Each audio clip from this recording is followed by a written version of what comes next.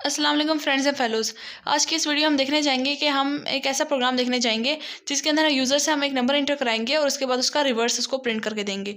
सबसे पहले हम उसके सिंटैक्स की तरफ जाते हैं। हम C++ प्रोग्राम के अंदर ये करेंगे, C++ प्रोग्राम के अंदर, और इसकी लॉजिक क्या है हम उसकी लॉजिक समझेंगे। सबसे पहले उसका सिंटैक्स है hash include iOS name using name space std int main, और ये आगे हमारे पास कर्ली ब्रैकेट्स इसकी, और रिटर्न 0 उसका सिंटैक्स है। और बीच में क्या हमने करना है वो हम बताते हैं।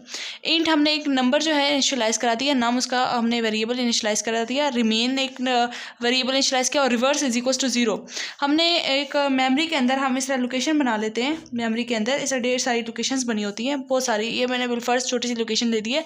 हमने इस जगह का नाम दे दिया है नम, ठीक है, और इस जगह का नाम दे दिया मैंने रिमेन, और बिल्कुल इसी तरीके से इस जगह का मैंने नाम दे दिया है रिवर्स।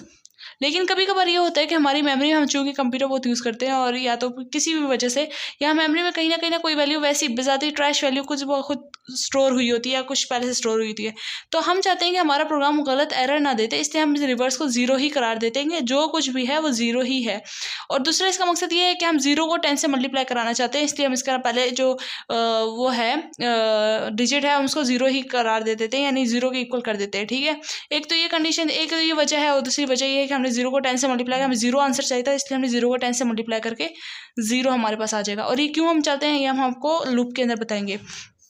उसके बाद हमने ये इनिशियलाइज कराया, हमने ये सारे क्यों इनिशियलाइज कराएंगे ये बारी बारी आपको पता चल जाएंगे। हमने इसको बोला सी आउट, ये आउटपुट हमारे पास बिल्कुल ऐसा आएगा कि यहाँ पे लिखा होगा इंटर नंबर। सी आउट आपको पता है कि सी आउट में जो कुछ होता है वो एज इट इज़ डिस्प्ले हो जाता है, और इंटर नंबर के बाद वो क्या करेगा, सी इन करेगा नम। नम के अंदर जो भी वैल्यू यूज़र लिखेगा वो इसके अंदर नम के अंदर स्टोर हो जाएगी। समझे, यूज़र ने नंबर इंटर कर दिया 346। जब उसने 346 नंबर इंटर कर दिया तो हम चाहते हैं कि जो हमारे पास नेक्स्ट ये है, ये लाइन है, इसके अंदर हमारे पास क्या कहते हैं, इसका रिवर्स प्रिंट हो जाए, जैसे कि 643 प्रिंट हो जाए। अभी कैसे होगा, इसके पीछे लॉजिक क्या है वो हम ये देखते हैं। उसके बाद हमने वाइल लूप लगा दिया है कि नंबर जो यूज़र इंटर करे वो लाजमी है कि ग्रेटर देन 0 हो, ना उसके इक्वल भी नहीं होना चाहिए, बल्कि लाजमी है कि उससे ग्रेटर हो। तो जब नम इज़ ग्रेटर देन 0, आगे हम ये लूप चलाते हैं, जब तक नम ग्रेटर देन 0 है तब तक ये लूप चलेगा, ठीक है। इसका मतलब ये है कि वाइल हमने जो नंबर यूज़र ने इंटर किया जब तक वो 0 से बड़ा है तब तक ये लूप चलते रहना चाहिए। और नम क्यों चेंज होगा ये भी हम देखते हैं। हमने बोला कि अक्सर ये होता है कि अगर मैं आपको बोलूं कि 10 को डिवाइड बाय 3 करो तो आप कहते हैं 3.33 आंसर बनता है, ठीक है। मैं बोलूँ नहीं, ये तो 10 डिवाइडेड बाय 3 है, तो ये तुमने मुझे ऊपर वाला पोर्शन दिखा दिया, जैसे कि 10 को 3 पे डिवाइड करो 3 और 9 और माइनस किया 1, फिर यहाँ पे ऊपर पॉइंट लगे, यहाँ पे 0 आ गए, यहाँ पे आ गए 0, 3, फिर यहाँ पे आ गए 9, और ऐसा चलता रहेगा, ठीक है। तो ये तो मुझे ये डिस्प्ले करके दे रहा है, मुझे ये नहीं, मुझे रिमाइंडर चाहिए ना, रिमाइंडर क्या बचता है, ठीक है। मतलब मुझे पॉइंट्स पे ना लेके जाओ, मुझे डायरेक्ट आंसर बताओ। जिस तरह के 8, जैसे कि 5 डिवाइडेड बाई 2 करो तो 2 2 ज़ार 4, रिमाइंडर क्या बचा 1, तो मुझे ये 1 डिस्प्ले करके दो, ये 2 डिस्प्ले, ये 2.5 ये सब डिस्प्ले करके मत दो। तो इसके लिए मैं क्या करती हूँ कि जो भी नंबर है, यानी कि अगर 10 है तो 10 को मैं करती हूँ कि 10 का मॉड्यूलस, इस नंबर को कहते हैं मॉड्यूलस, यानी डिवाइड करो लेकिन शो उसको पॉइंट से मत लेके जाना, उसको रिमाइंडर शो कराओ। मॉड्यूलस 3 इज इक्वल्स टू, अब आप ये प्रोग्राम अगर लिखेंगे तो आपको यहाँ पे क्या शो होगा 1, क्योंकि उसका रिमाइंडर क्या है 1। अब अगर आप कोई भी नंबर बोले, मैं बोलती हूँ कि 7 का मॉड्यूलस 2 के साथ कराती हूँ तो मेरे पास क्या बचता है, सॉरी 3 के साथ 3 के साथ भी नहीं, 4 के साथ कराती हूँ। 7 मॉड्यूलस 4, यानी कि 7 को 4 पे डिवाइड करो और जो आंसर रिमाइंडर बचता है वो यहाँ डिस्प्ले कर दो।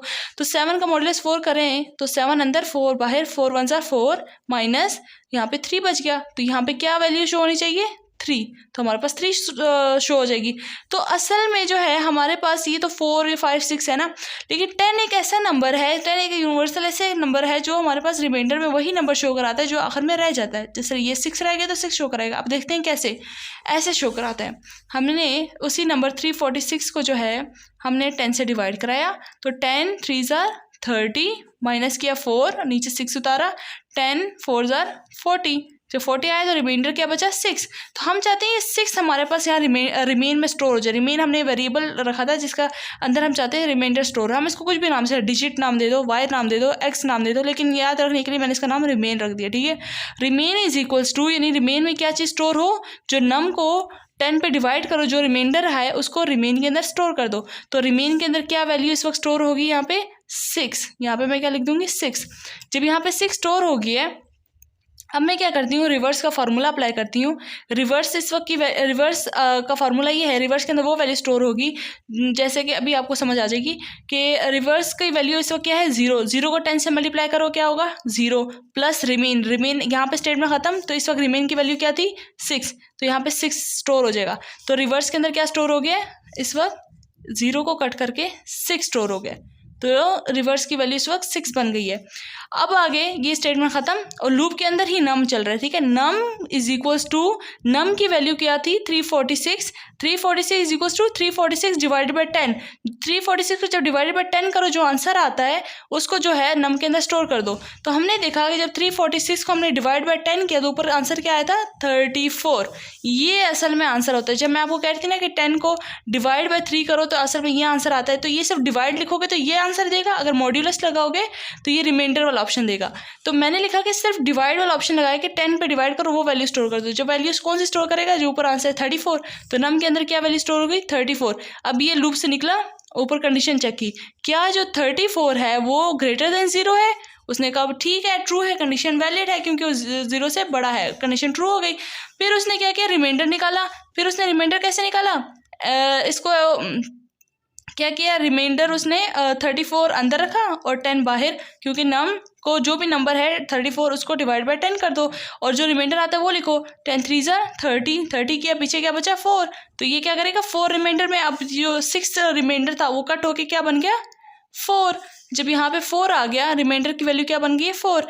अब रिवर्स की वैल्यू क्या होगी, रिवर्स की वैल्यू पहले कितनी हो गई थी 6, 0 को कट करके 6, 0 इंटू 10, 0 प्लस रिमेन क्या था 6, तो प्लस रिमेन 6 हो गया, 6 प्लस 0 6 होगा। तो रिवर्स की वैल्यू 6 बन गई थी, क्योंकि दोबारा से लूप चल रहा है। जो नई वैल्यूज आई हैं उनको लेना है, आपने पुरानी वैल्यूज को भूल जाना है, क्योंकि उसको ओवरराइट करती हैं। जब कोई नया नंबर आता है तो वो उसको कट करके दूसरा नंबर आ जाता है, ठीक है। इसी एक ही जगह में सारे स्टोर होने के लिए एक दूसरे को काटते जाते एक दूसरे की जगह लेते हैं, ठीक है। तो रिवर्स का नंबर था 6, तो 6 मल्टीप्लाई बाई 10 कितना बना, यहाँ पे करते हैं 6 मल्टीप्लाई बाई 10 60, 60 प्लस रिमेन कितना बचा अभी 4, तो ये देखिए 4 और 6 64। अब मैं अगर 6 के अंदर 4 ऐड करती है, अगर रिवर्स को मल्टीप्लाई बाई 10 क्यों करा रही हूँ बार बार, ताकि वो जो आगे 0 है 0 में वो नंबर स्टोर होता जाए, ठीक है। जब 0 के अंदर नंबर स्टोर होगा था उसका फिर कोई फ़र्क नहीं पड़ेगा, ठीक है, क्योंकि आगे उसके आगे 0 में ऐड होगा तो 64 यूनिट की वैल्यू बन जाएगी। देखिए यूनिट 10 यूनिट के अंदर मैंने ऐड नहीं कराई, टेंस बना के फिर उसके अंदर स्टोर कराया, तो टेंस में वही वैल्यू स्टोर होगी जो हम चाहते हैं, ठीक है। 64 हो गई। अब हम नीचे जाते हैं, नम को डिवाइड कराते हैं 10 से, तो नम को हम जब ने 10 से डिवाइड कराया तो ऊपर क्या आंसर बना था 3, तो यहाँ पर क्या बन जाएगा 3, तो 3 ऊपर जाके लूप में चेक करेगा क्या 3 0 से बड़ा है, वो कहेगा बिल्कुल वैलिड पॉइंट है, 3 तो 10 0 से बड़ा है। तो हम यहाँ पे दोबारा से उस 3 को 10 से डिवाइड करा देंगे, क्योंकि हमारा नेक्स्ट कंडीशन क्या चलेगी, रिमेन, उसका रिमेन चाहिए हमें। उसके बाद 10 1 ज़ा 10 होता है तो बड़ी वैल्यू आ गई, क्या 1 से नीचे कोई नंबर है 0, 10 0 ज़ा 0 माइनस 3 बच गया। जब 3 बच गया, रिमेनिंग क्या बन गया, अभी रिमेनिंग पहले कितना 4, अब वो 3 बन चुका है। जो रिमेनिंग 3 बन चुका है तो रिवर्स के अंदर जो भी रिवर्स वैल्यू थी कितनी बन गई थी, रिवर्स वैल्यू 64। तो 64 को अब 64 को मल्टीप्लाई बाय 10 करो तो कितना बन जाएगा 640। 640 के अंदर रिमेनिंग कितना 4 को ऐड कर दो तो क्या बन जाएगा 3 रिमेनिंग बच गया, तो 3 ऐड करो 643, तो ये रिमेनिंग बन गया। अब क्या है, नम क्या था, नम हमारे पास रह गया था, हमारे पास 3, तो 3 अब 3 को क्या करो डिवाइडेड बाय 3 को 10 पे डिवाइड करो तो हमारे ऊपर आंसर ऊपर क्या आया था 0, ऊपर आंसर क्या आया था 0। तो क्या ऊपर जाके कंडीशन चेक करेगा कि 0 0 से बड़ा है, वो कहेगा नहीं ये तो इसके इक्वल है, इससे बड़ा तो नहीं है, तो यहीं पे लूप जो होगा स्टॉप हो जाएगा और नहीं चलेगा। और हमने सी आउट में लिख दिया कि रिवर्स हमारे पास प्रिंट करा दो।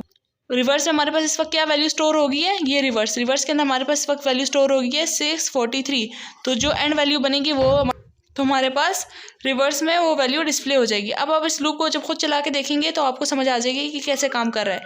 आप कोई भी नंबर लें और उसकी ऐसे कंडीशन चेक कर सकते हैं। हम जैसे हम एक और नंबर लेते हैं, अब हम कोई और नंबर लेने जा रहे हैं। समझिए यूज़र ने नंबर इंटर कर दिया 644, नहीं 643 कर लेते हैं, सॉरी ये तो पहले हो चुका है।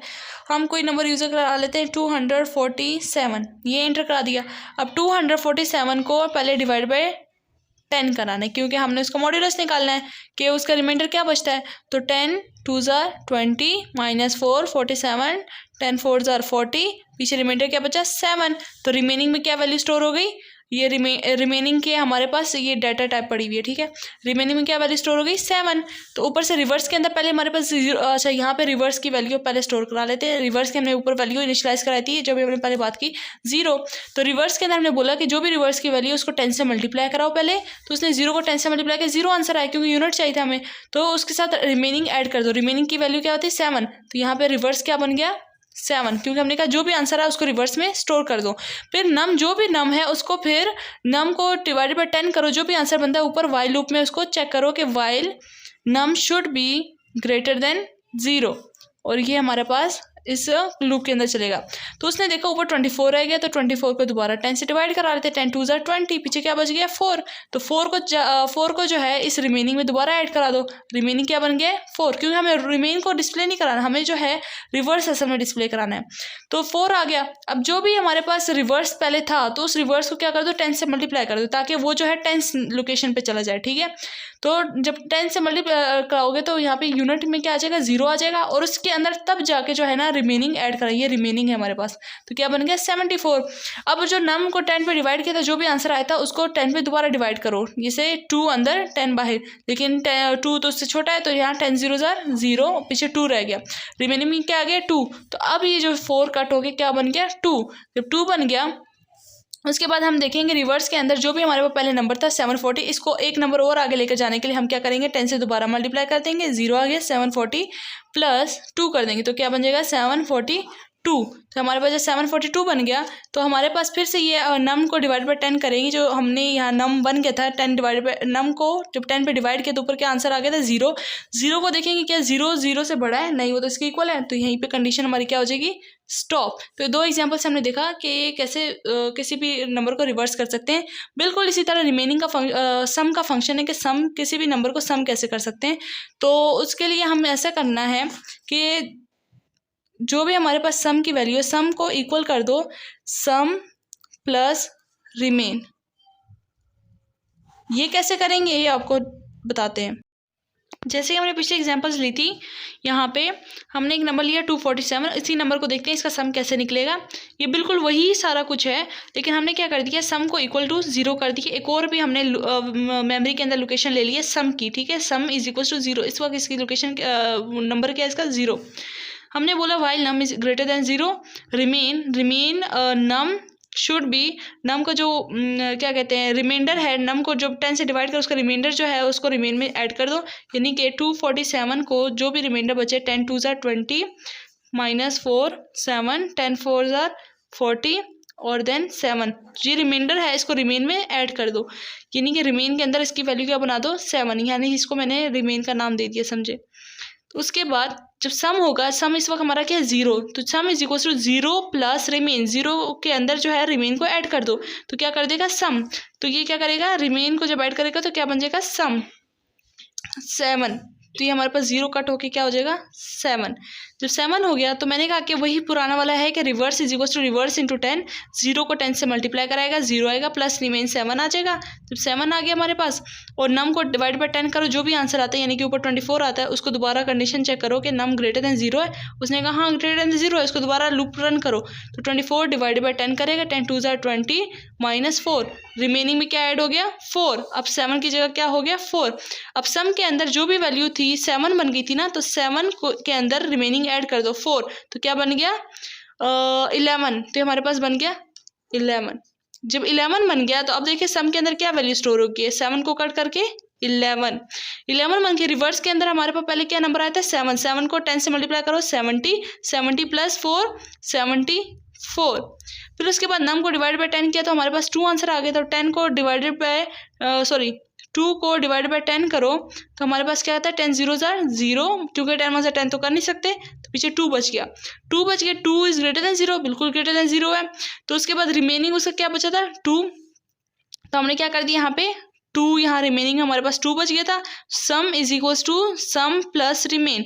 सम हमारे पास कितना बन गया था 11, 11 प्लस रिमेन क्या बच गया 2, 11 प्लस 2 13, 13 हमारे पास सम के अंदर क्या चीज़ स्टोर हो गई है 13, 11 को कट करके 13, असल में हमारे पास एंड पे 13 स्टोर हो गई। रिवर्स को यानी कि 74 को मल्टीप्लाई बाय 10 करो तो क्या बन जाएगा 740 प्लस रिमेन 2 742 हो गया।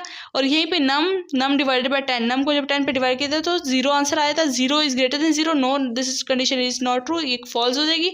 तो हम आखिर में लिखेंगे लूप यहीं पे खत्म। जैसे ही लूप खत्म हो जाएगा जो भी इस रिवर्स की वैल्यू बनी है यानी कि सब कुछ करने के बाद जो रिवर्स की क्या वैल्यू बनती है 742, तो 742 को डिस्प्ले करो। फिर सी आउट करो सम को, सम की एंड क्या वैल्यू बनी थी 13, तो एट द एंड क्या करो सम को 13 कर दो तो 13 डिस्प्ले हो जाएगी, ऊपर क्या डिस्प्ले हो जाएगा 742। ये बिल्कुल ऐसे होगा, आउटपुट इसकी ऐसे होगी इंटर नंबर। जब इंटर नंबर कर लेंगे उसके बाद क्या करेगा यूज़र इंटर करेगा 247, तो ये इसको डिस्प्ले करेगा 742 और नीचे डिस्प्ले करेगा 13। तो ये सिंपल सा हमारे पास छोटा सा प्रोग्राम हो गया। तो आज के लिए इतना ही। Thank you so much. हमारे चैनल को लाइक करें, शेयर करें, सब्सक्राइब करें। अल्लाह हाफिज़।